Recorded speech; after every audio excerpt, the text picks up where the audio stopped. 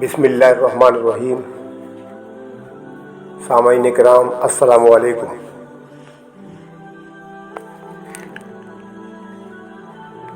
آج آپ کی خدمت میں سجا بنت حارثہ کے سلسلے کی تیسری ویڈیو پیش خدمت ہے۔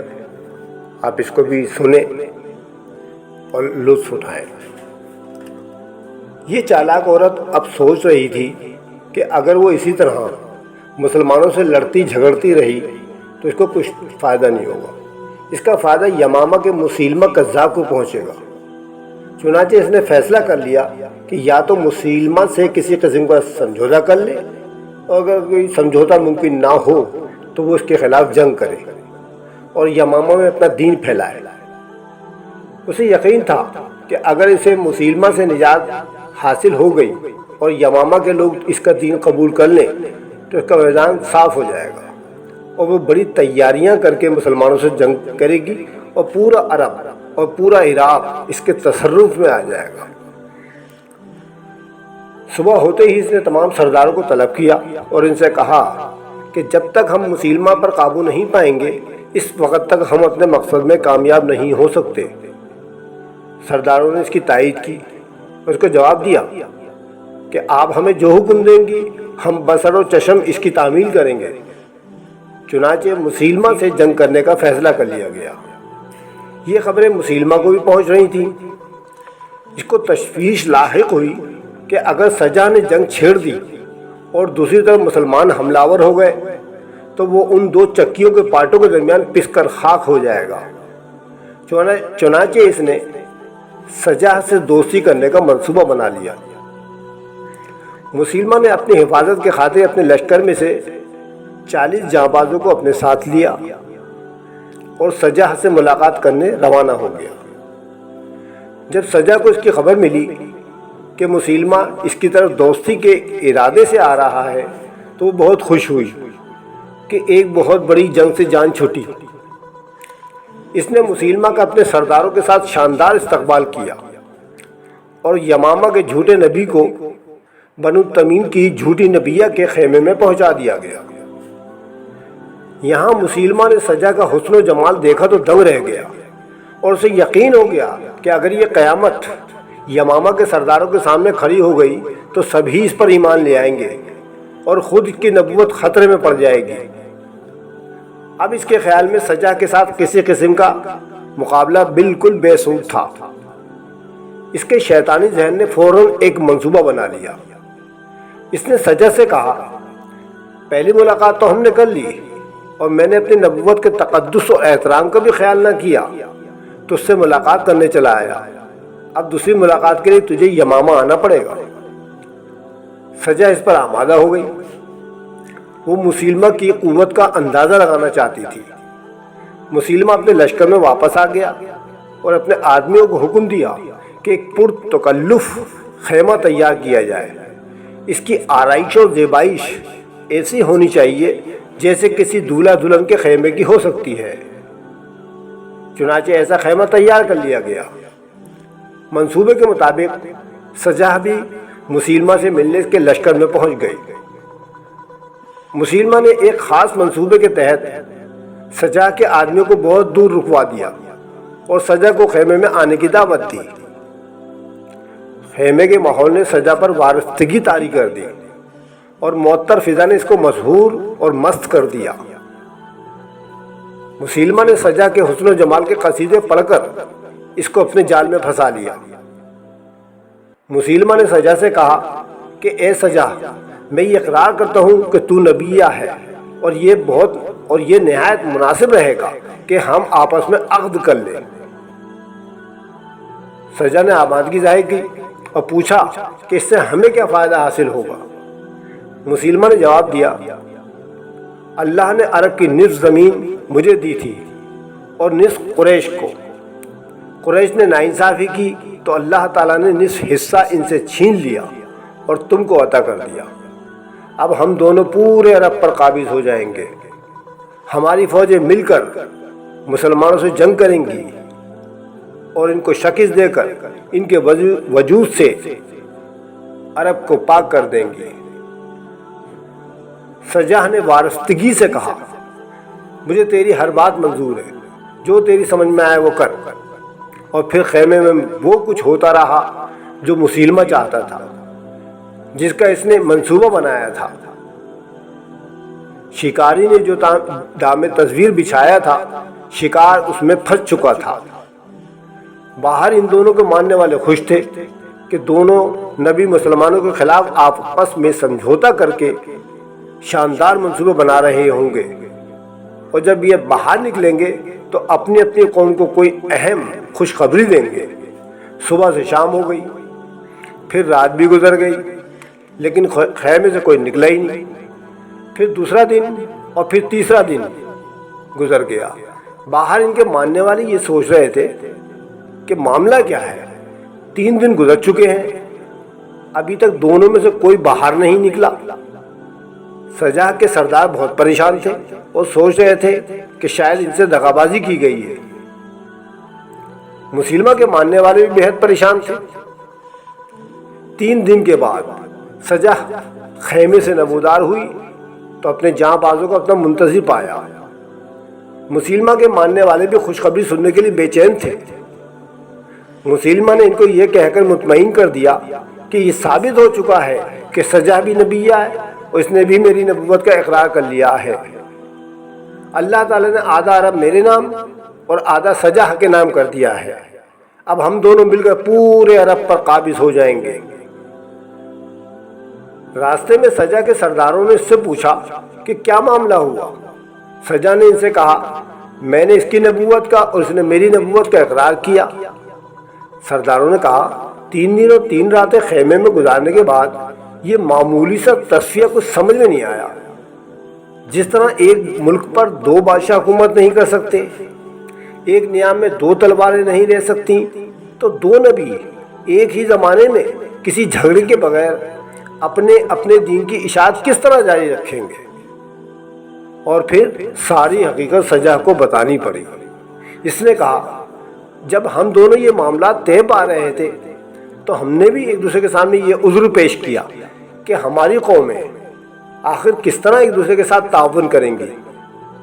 ہم نے اپنے رب سے رجوع کیا، پھر ہم دونوں پر بیک وقت الہام ہوا کہ ہم دونوں میاں بیوی بن جائیں، اور پھر ہم نے اپنے رب کے حکم سے آپس میں نکاح کر لیا۔ سرداروں نے حیرت سے پوچھا یہ کیسا نکاح تھا جس میں دونوں طرف سے کوئی بھی شریک نہیں ہوا؟ سجح نے کہا ہم دونوں کا نکاح فرشتے نے پڑھایا اور فرشتے ہی مہمان اور گواہ بن گئے۔ ایک سردار نے کہا گویا سارا وقت میاں بیوی نے راز و نیاز میں گزار دیا۔ ایک سردار نے پوچھا اس نکاح کا مہر کیا مقرر ہوا ہے؟ سجح نے اپنا سر پکڑ لیا اور کہا افسوس، میں تو یہ پوچھنا ہی بھول گئی کہ کتنا مہر مقرر ہوا ہے۔ سرداروں نے حیرت سے کہا ہمارے علم میں یہ پہلا عجیب و غریب نکاح ہے جو مہر کے بغیر ہو گیا۔ اب تو اپنے شوہر کے پاس جا اور مہر کا مسئلہ حل کر، کیونکہ بغیر مہر کے نکاح سے ہماری قوم کی بڑی بے عزتی ہوگی۔ دوسری طرف مسلمانوں کو اس بات کا اندیشہ تھا کہ سجح کے سردار اس سے ساری باتیں ضرور پوچھیں گے۔ بنو تمیم کے لوگ اس واقعے کو اپنی بے عزتی محسوس نہ کریں، اور اگر وہ مشتعل ہو گئے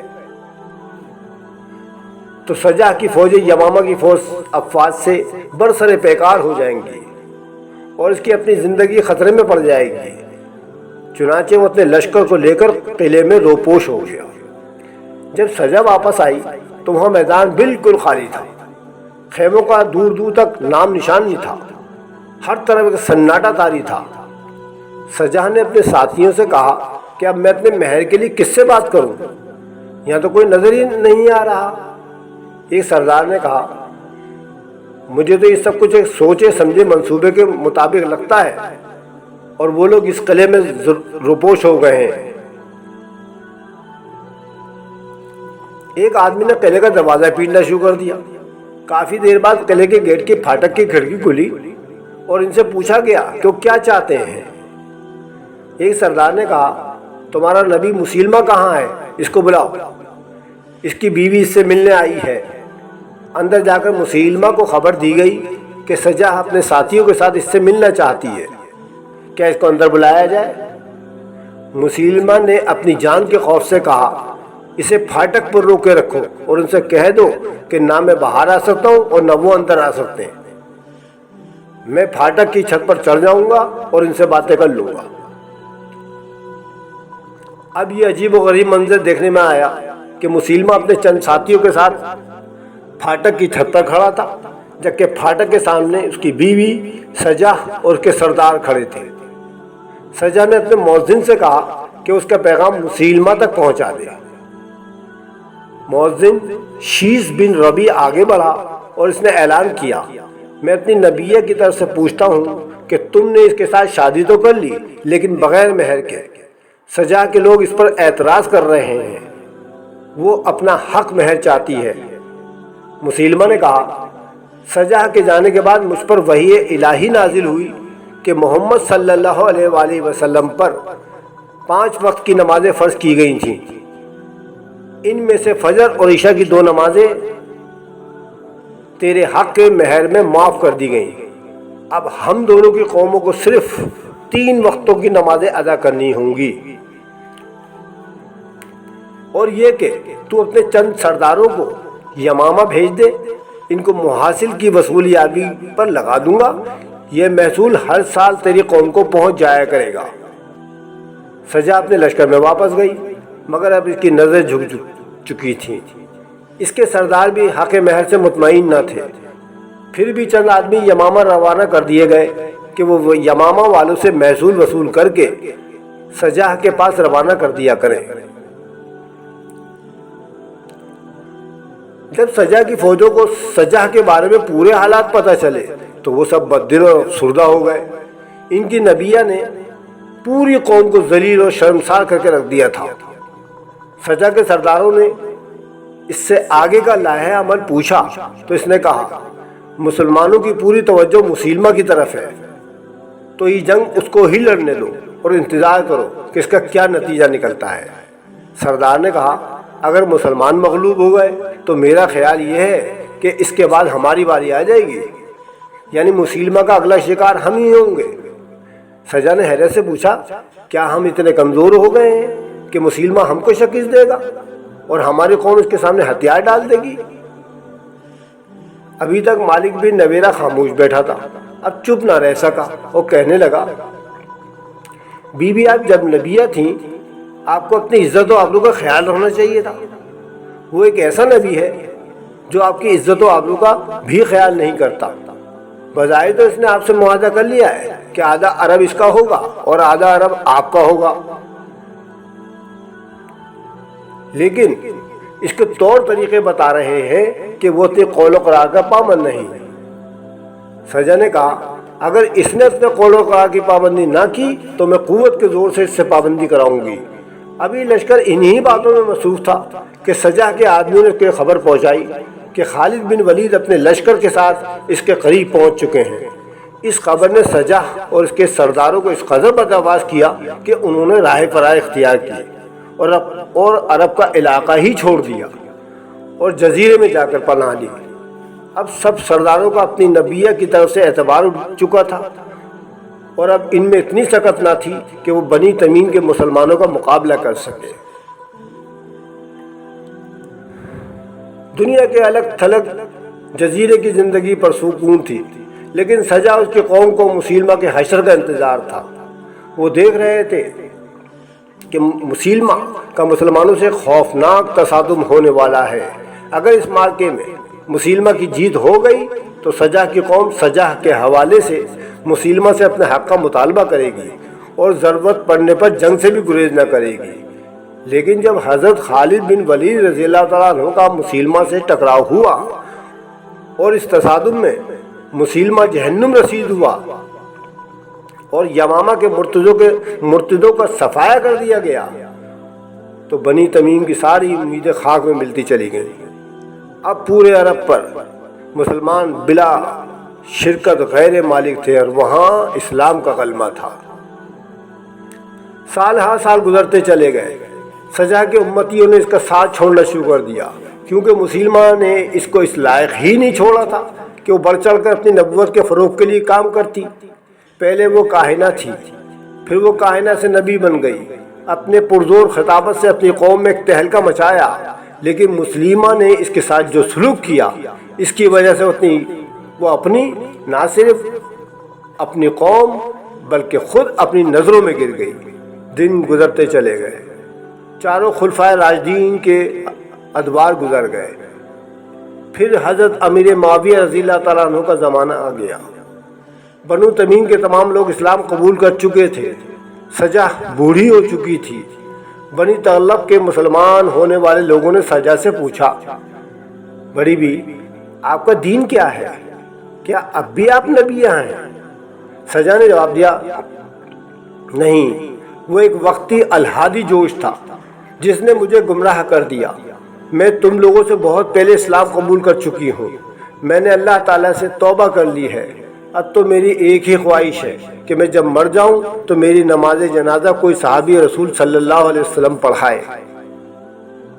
اتفاق کی بات کہ انہی دنوں حضرت امیر معاویہ رضی اللہ تعالیٰ عنہ نے حضرت سمرت بن جندب رضی اللہ تعالیٰ عنہ کو بصرے کا حاکم مقرر کر دیا۔ یہ رسول اللہ صلی اللہ علیہ وسلم کے صحابہ میں سے تھے۔ جب سجا کو بتایا گیا کہ رسول اللہ صلی اللہ علیہ وسلم کے ایک صحابی حضرت سمرت بن جندب رضی اللہ تعالیٰ عنہ اس سے ملاقات کرنے آئے ہیں تو بہت خوشی ہوئی اور کہا شاید مجھے انہی کا انتظار تھا۔ دونوں میں ملاقات ہوئی۔ سجا نظر اٹھا کر بات نہ کر سکی۔ اس نے صحابی رسول صلی اللہ علیہ وسلم کو یقین دلایا کہ مجھ سے جوانی میں جو غلطیاں سرزد ہوئی تھیں ان کے بعد میں نے ان سے توبہ کر لی ہے اور اپنی پوری زندگی پاک دامن میں گزار دی۔ اور یہ بھی کتنی عجیب بات تھی کہ سجا کا جب انتقال ہوا تو حضرت سمرات رضی اللہ تعالیٰ عنہ کا دور حکومت تھا اور انہوں نے ہی سجا کی نماز جنازہ پڑھائی۔ خدا حافظ۔